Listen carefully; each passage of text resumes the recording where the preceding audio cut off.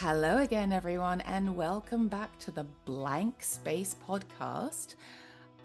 Today, we are blessed with the presence of ShaWanna Renee, who is an award-winning playwright, producer, and director, whose work shines a spotlight on the untold stories of Black women and Houston's rich cultural history. A native Houstonian and University of Houston alumna, she has made her mark with nationally touring plays such as Cheaper to Keep and Marriage Material. She won the Edward Albee Playwriting Award for Old Black and White Hollywood. Her more recent works include Power to the Queendom, You Are Cordially Invited to Sit In, and the acclaimed Emancipation. They celebrate Black history while engaging audiences in urgent conversations about community, legacy, and resilience. Commissioned for new projects on legendary figures such as jazz great Barnett Cobb, Rivon continues to expand her impact as a cultural storyteller. Known for blending historical depth with artistic flair, she is recognized as one of Houston and America's leading voices in contemporary theater. Thank you so much for giving us your time. Thank you for inviting me. It's so nice to see you. And our producer Sarah has been raving and raving and raving and raving about you. She cannot stop talking about this amazing undertaking that you are going through and creating of fleshing out Black characters and Black women through the decades in different pieces. Can you tell us more about that, please? I loved old movies. So me and my mom used to love to watch like It's a Wonderful Life. Then Nick at Night came out when I was like in middle school. So it was like the Donna Reed show, the Patty Duke show, definitely I Love Lucy. And so, you're watching these shows and you're realizing in the back of your head as a little girl, I don't see any characters that look like me. But I still enjoyed the shows, but it left me thinking, where were the Black women? What were they doing? How are they raising a family? What brought them joy? What were their goals? Other than the stereotypes we were shown. And so that curiosity never left me, even as I read a lot of Donald Bogle books in high school, particularly around Dorothy Dandridge and Ethel Waters. And so learning about their life and about LA and Black life, Black Hollywood life, which will bring me to Old Black and White Hollywood when we get to that part, them living in Sugar Hill. So it was just always something I fantasized about. But I just wondered about the everyday Black woman and what she was like. And I just thought that it was unfair that we never get a chance to see that. When I wrote my first historical piece, it left me wondering, which was the first historical piece I wrote, took place in the 50s. So then it left me questioning about other decades. And I said, me being a dramaturge, I can do the research on these decades and put some pieces together and tell an authentic story. Still fun, still loving. And I decided to do a 7-decade cycle of plays that centered on the life of Black women. Amazing. It may be more. Like, because I keep saying, why did she say 7? And yeah, we can go before, we can go a little bit, we can just keep going in the decades as we go along. Because I definitely want one of the decades to be in the future and something involving my daughter. Amazing. Which I don't know what that is yet. So that takes a year. So I'm still debating if it'll be longer, which I'm pretty sure it will be. And this is something interesting I'm learning. Even though I still may write period pieces, I may not necessarily say this is in my cycle play. So I am learning that. So there is a story, an overall story that I am building. And this is a glimpse of what it is. So far, I've written the 50s, 60s, and 70s. Even though the stories aren't parallel, it still tells an authentic story of a Black woman. And if you were to read those plays in order, you would see the growth of a Black woman. And I didn't plan on that, but that's just me being truthful to what was happening. But you can actually see the Black woman grow. She can dream, she can fight, and she can advance. And you can see that in those three decades. So I'm really interested in telling like this full scope of the Black woman. That would be I mean, listen, there's so much to come, but also if we go all the way back too, we've got the Harlem Renaissance. We've got many back in the day, Black queer women posing as Black men so that they could be on the stage and not be bothered. We have the whole story of the diaspora and women surviving and having families during slavery. And then we have how many hundreds of years of our Black people before that in Africa. I mean, you've got like endless, or even like in the 1800s, how many inventions that we use every day, Black women. You know, people Yes. don't know this stuff. And you know, you being a dramaturg, of course, it makes sense that your stories are so real and your characters are so fleshed out, because the more you know, the better things are. Yeah. You know, knowledge, as we know, is power, which I think is why, Yes. you know, so many people are scared of Black women, because, you know, we're thorough. Yes. But Absolutely. it's important. And I mean, the more that we know, I know that your stories tend to be fictional, but are set in a very non-fictional scenario era with Yeah. non-fictional characters surrounding, which I think Yeah. is beautiful, because it gives you a certain leeway, but teaches people a history and really sets a Yeah. time and place. Absolutely. Because I don't want to get sued, Mm. first off. And I had this happen to me. So, one of my shows, Power to the Queendom, which takes place in 1970 in Houston, about female Black Panther members. And like you said, they're historical fiction, but they're rooted in the truth, in something that really happened. And so I'll take a situation that really happened, and then I'll, create these characters who are a compilation of other folks that I've heard about or read about or I created, and I put them in that situation. And so there was this play about these four Black Panther women and them dealing with the assassination of their chairman, Carl Hampton. And so this performance one time was done in front of Black Panther members in Houston. We had this Black Power Art celebration. And so a lot of Black Panther members, prominent members, flew into Houston and they came in for this event. It was beautiful. And so, and we did a reading of the show. And I remember one of the members, she was upset and she said, that didn't exactly happen like that. And I wasn't there and you didn't ask me. And so her comrades had to tell her, this is a production, like this is a play, this is historical fiction. And they had to remind her, they said that in the beginning. Mm-hmm. And so it's not that I didn't talk to her, but I did speak to members of the party. And so you just can't speak to 100 people, it's Yes. tough. And I remember the next night when she got it, she came over and she apologized to me, and then she understood, because we're talking about their Mm-hmm. elders. They're elders, and so this may be something new for them. And so when she understood, and then she thanked me for writing the play and then bringing a light to what happened. And as she said, no one had written about what really happened that night, but what was in my show was about what really happened that night. It's just the characters are not specific Mm-hmm. people that they may or may not know.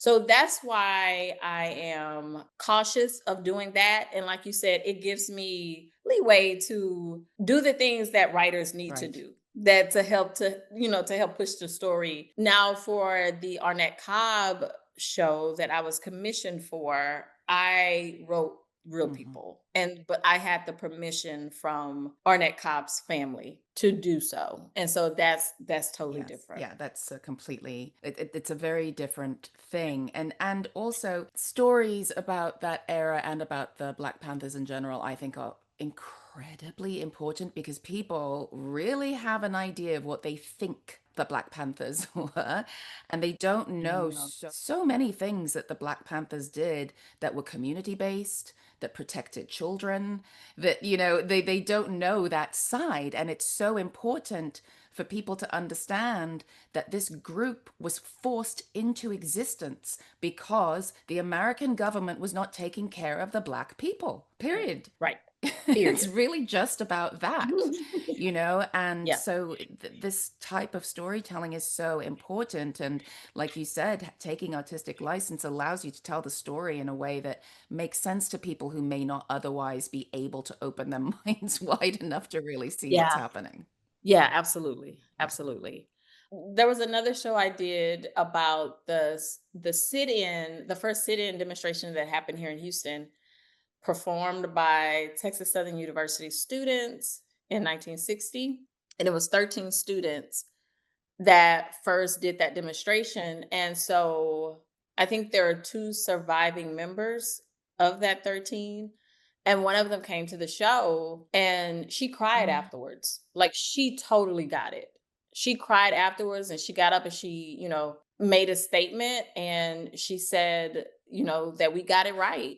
We got it right. And she said, never would she have thought that she would have seen a play or anything remotely close to what actually happened and what they went through. Mhm. And I could tell she was so moved. And, because a lot of the times with our elders, they're just afraid of their story dying with Yes. them.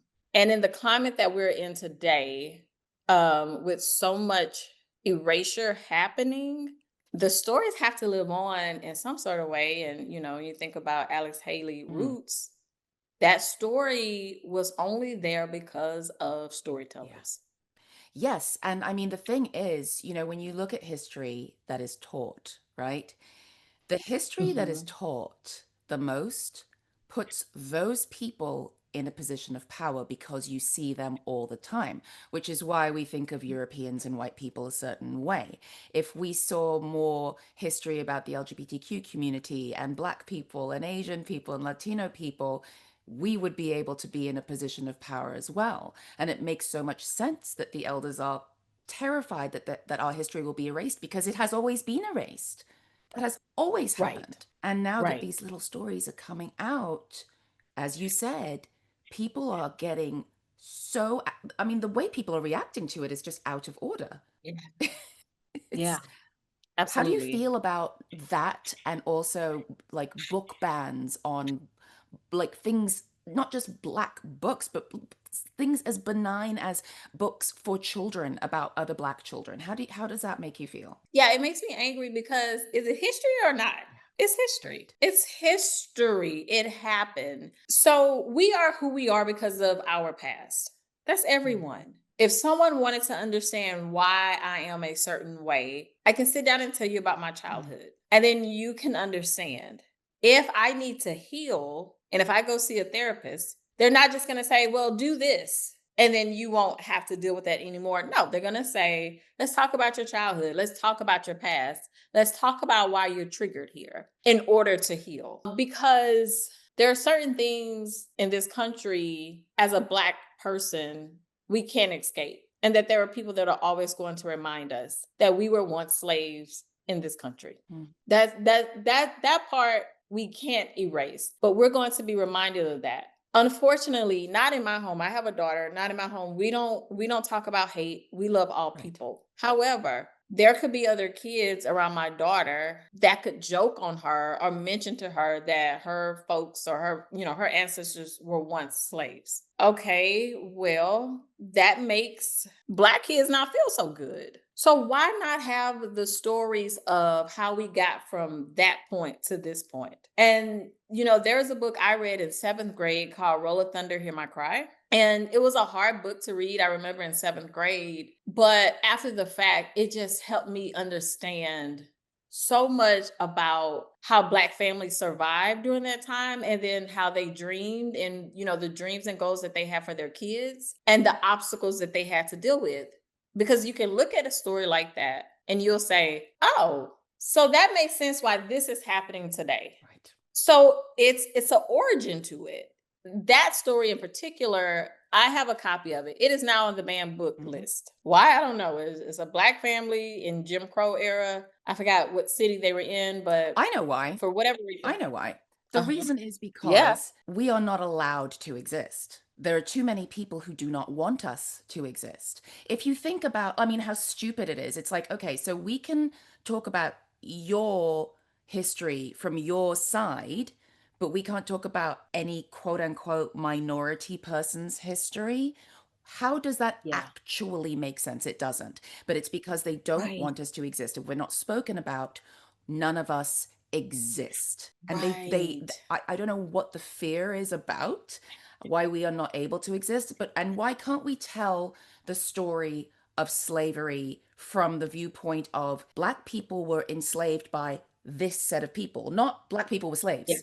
Black people were Right. enslaved by this group Right. of people because they Yeah. wanted free labor, period, end of story. Like, why can we not just talk That's about it. it? Yeah, because it happened. And because of that happened, there are certain folks that have benefited and their families had generational wealth because that Hmm. happened. There are some folks who are systemically in a situation where it is hard to get out of. And that is because of what happened with their family in the Right. past. It is. It's hard to get out of. And and then you learn about certain laws that have happened to keep, Yeah. You learn about redlining, certain you learn groups. about sundown towns, you learn Yeah. about all this stuff that sounds like it's Yeah. insane, but it happened. Yeah. Like the projects and how they were built and, certain Hmm. systems that were built, to keep us voting for a certain way or keeping us, it's so many different things. And unless you're educated and find that out, you just won't know and you'll just keep buying into that Right. system. And that's why stories and books and movies and things like that are so important. That's right. They're so important. And I have a copy of that book, and I told my daughter, "You're gonna read this book in 7th grade."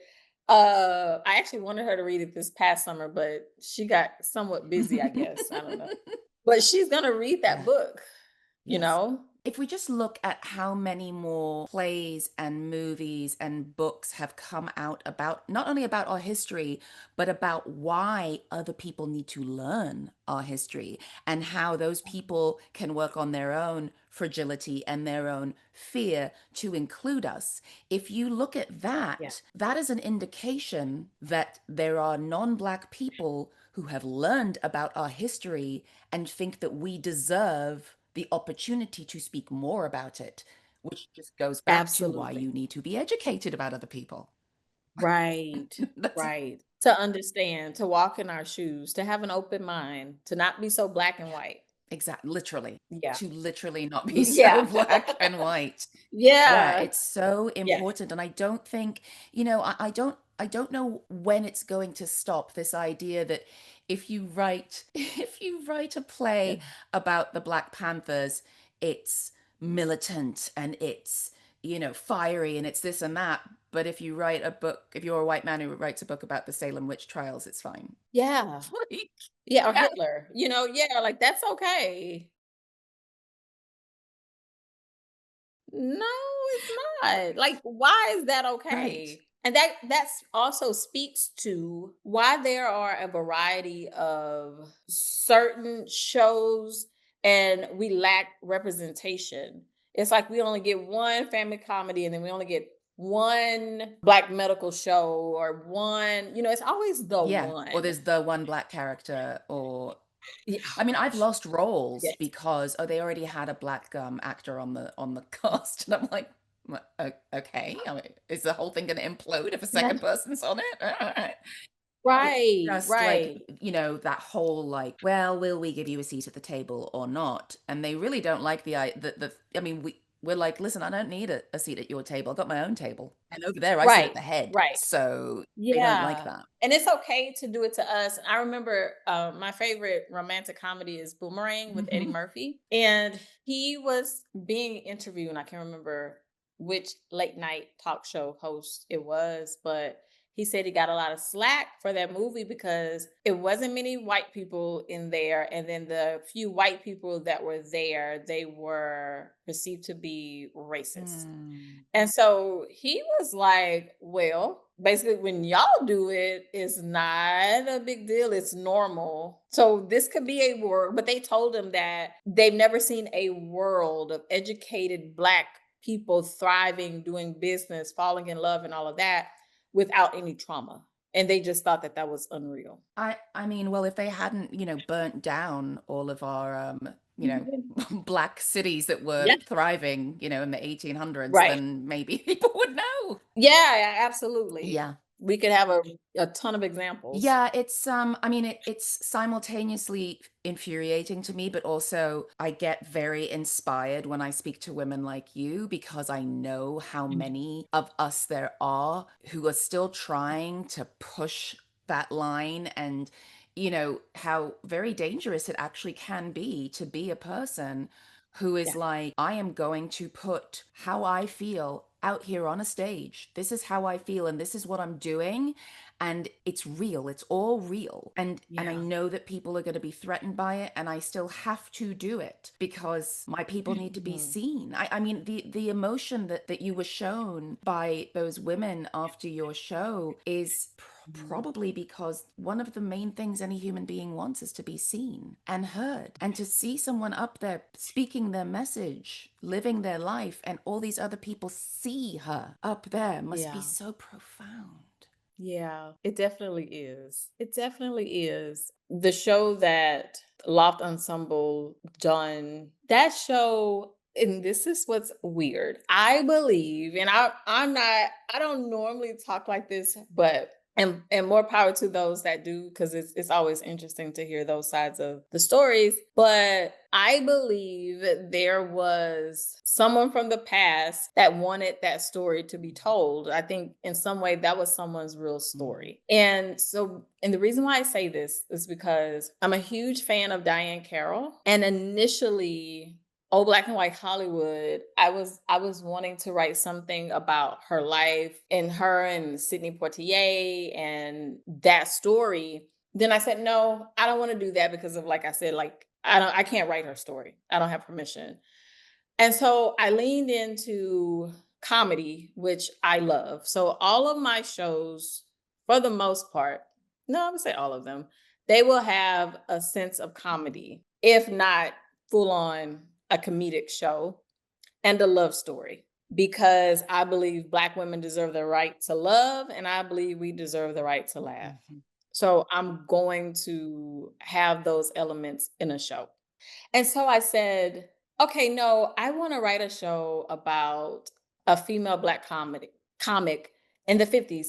And this is before the marvelous and I Miss Mrs. Maisel, yeah. Yeah. Maisel, before that came out, because I remember when U of H was doing a version of the show, people kept coming over to me and was saying, there's this new show on Prime and this, that, and the other. And it's kind of like your show. And I was like, oh gosh, I would write something and it's like, but it's definitely different. It's definitely different. And so I knew I wanted it to be, you know, comedy, and I didn't know. So saying all of that to say, I kept going through versions of the show, like what I wanted this character, what I wanted Doris Jean to be, and who I wanted her to be, and what were her goals in life, and what was she fighting at the time. And do you know, I would wrestle with myself at night when I was asleep. Yeah, and it was like, this isn't it, and wrestle, wrestle, wrestle with it. And then once I got it and I added in Eva Rose, and I was like, they're this comedy duo because my professor at the time, I told him I wanted to write this comedy duo of a black and white female comedy duo in the 50s because I'd never seen that before. And I was just like, I can just imagine of all of the different comedic elements that I can pull into this. And I said, but I hadn't seen it before. Me being a dramaturg felt like I needed to research and see it first before I could write it. And so my professor said to me, Robert Shimko said to me, you know, you can create a world you've never seen. And then I was like, oh, he's like, yeah, you could go back in the past and rewrite it how you want to see it. And like, I don't know why I needed someone to tell me that, Because we have been but raised to think we need permission, that's why. yeah. Isn't that Mhm. something? As soon as I said it, I started to think, and then you just took me home with it. Yeah. You feel like you have to do everything by the book. Like, you can't have the freedom to have fantasies, you know? So when he told me that, it unlocked everything for me. Because what do I want to see? Yeah, I want to see two women go at Jim Crow for their own reasons. And I want to see them fight for a role. And I want to see them, be strong and be vulnerable and then not know and to lean on each other. And so when I got who Doris Jean was, like all of the elements, something inside of me Mm. rested. It just like rest.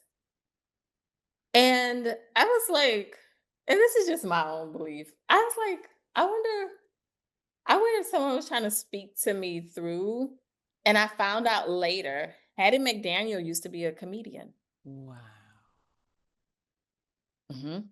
Not only that, she stopped doing comedy, or maybe it was her and her brother were comedians. I had no idea. And she was playing the kind of roles that were, like essentially Hmm. blackface. She's making fun of being a maid and those things that Black people were uncomfortable with, very much like in my show. So I found that interesting that after the fact, I found out how her life was so very much parallel to Doris Jean. Wow. But Hmm. also, if you, if you, I very much like you, am very inspired by and was absolutely obsessed with old Hollywood growing up. And Hmm. I mean, and then we find out these truths. I mean, you've mentioned so many people that have so much to do with so many things that I've had realizations about. Like, you look at Dorothy Dandridge and you think, oh well, she probably had such an easy time because she was more Caucasian, featured and blah blah blah. And then you hear that like Otto Preminger like just treated her as much Yeah. like an object and broke her, and she uses a pool and they drain it, and things like that. Or you mentioned I Love Lucy. You think of how ballsy it was that she got on camera with a Latino man who she was married to, and then they ended up creating the genre of the sitcom. And we have like Star Trek because of her, which showcases how beings who are different can get along. I mean, there's so many things. And so I find it so interesting that you and I, as little Black girls, were drawn to these same things, and it's probably because Yeah. of those themes. Or you think of Hattie McDaniel. I Yeah. didn't know that about her, but it makes me think of minstrel shows. And people don't, that has been erased because white people are really embarrassed about it. But we need to talk about it because there are things that people don't know that they should know. Listen, should Dr. Seuss's books be, I don't know. I don't know what anybody should do with them, but I don't buy them for my kid. I don't buy them for my kid Mhm. because so many of those characters are based on minstrel characters and how they looked, and I just don't want that to be my kid's reality. Wow. But those books aren't banned. Right. And I'm gonna go back and look at those books. I didn't even Oh, know I'll send that. you some info on it. It's horrifying. Please. It's horrifying. Oh my Mm-hmm. goodness. Yeah, The Cat in the Hat. Mm-hmm. Yeah. Yeah. Oh gosh. Yeah, and it's very, and his family has apologized for it. Like, I'm not saying that anyone needs to be punished Mhm. for it, but I do think that people should be given the choice as to whether or not they want to buy those books for Yes. their kids, because in a certain way you are subconsciously putting ideas in their heads, Yes, you are. you know? And I think that's the point. Yeah, probably. That's probably That's very the point. true. That's Mhm. probably Yeah. very, very true. I mean, Mhm. I'm so impressed by what you do and how you do it. Human beings like you should be, we're really trying in this podcast is step one to get the blank to the next level so we can be producing works Yeah. of art by people like you who are Mhm. are trying to teach real history and giving actors who don't usually have a chance to do anything a chance to have amazing meaty roles where they can actually be human, and shine. And it's one of the reasons I love doing this show, because I'm meeting so many artists who give me so much hope for this world, because without people Mm. like you, there is no point. And I love how you said you don't know how many, if it's seven, if it's, that's the thing. Yeah. There's no such thing as perfection in art, right? You get to change your mind. Yeah. You get to keep Absolutely. doing it. If you Absolutely. could, if you if someone said to you, here is an unlimited amount of money, and why don't you like do whatever it is you really want to do with the arts, Ugh. what would your dream be? I would start a studio here in Houston, and I would be a Mm-hmm. showrunner because that is my end goal. I'm starting to go into film and television next year, shooting a film at the top of 2026. Congrats. Thank you. And I would start a studio here in Houston because I love Houston so much. And I feel Houston being the fourth largest city, there's not enough shows and films in the entertainment industry that involve Mm-hmm. Houston. There's Chicago, LA, New York, then they may go to Miami or even Atlanta. But I feel like Houston, we it's so much culture here. It's a melting pot of this country. Houston is the most diverse city in the country. That Has says the a most lot. Nigerians in any American city. Really? Yeah. So many people. I have many members of my family who live in Yeah. Houston. Yes. Really? You'll have to come Yes. Oh, visit. I do. And I will let you know. We will go out and Oh, have lunch. Oh, yeah. yeah. Yeah, for sure. Let me Yes, know. yes, Let me yes. know. That'll be Yes, nice. yes, yes. Um, yeah, and I would build stories around Houston. And yeah, I would have my own production company. I mean, you're saying this, and I'm thinking about how many, I mean, that we said those things at the same time, how many wealthy Nigerians there are in Houston. Like, Mhm. why can't that happen? Do you know any you can put me in touch with? Yeah, actually. I You do. do? When I come, we'll have lunch, and then maybe we'll have like, we'll meet again, and we can like talk to some other people I know who can Okay. maybe not do it themselves, but can link you up.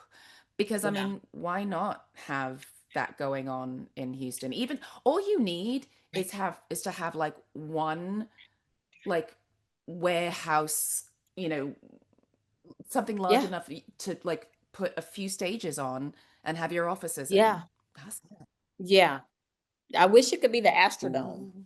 because the Astrodome is Yep, just it's just sitting. listen, you've got ideas. Listen, these things can Yeah. happen. These things can Yeah. happen. They absolutely can. And there are a Yeah. lot of people in Houston who want great Mhm. things for Black people, so I don't see why that couldn't happen. Let's work on it. I'll let you know the next time I'm in Houston, and I'll set you Yes. up. And I just we both have kids, and I'm sure we both want them to live in a world where they are safe and seen and can be and do whoever they want. Well, do Yes. whoever they want. That's not what I meant. Be whoever they want and do whoever they want. But like Right. that's what I Right. want for every human being, but even more so now that Yeah. I'm a mum. Just, Yeah. you know, Yeah. it's, How many I kids do just you have have? one. I've got a little boy.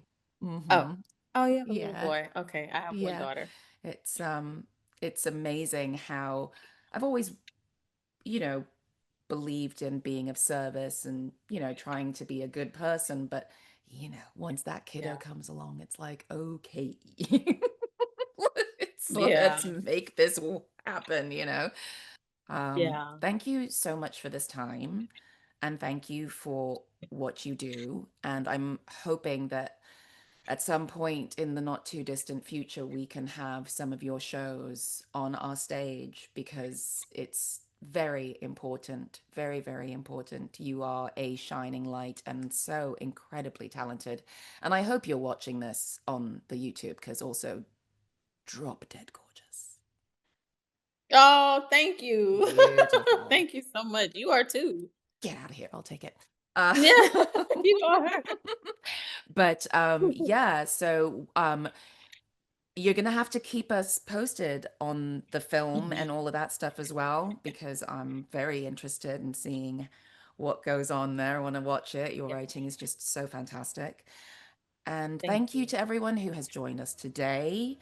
As I always say to you guys, please go out and find your joy if you can today, something that makes you happy. And we will see you the next time here at the Blank Space. Bye.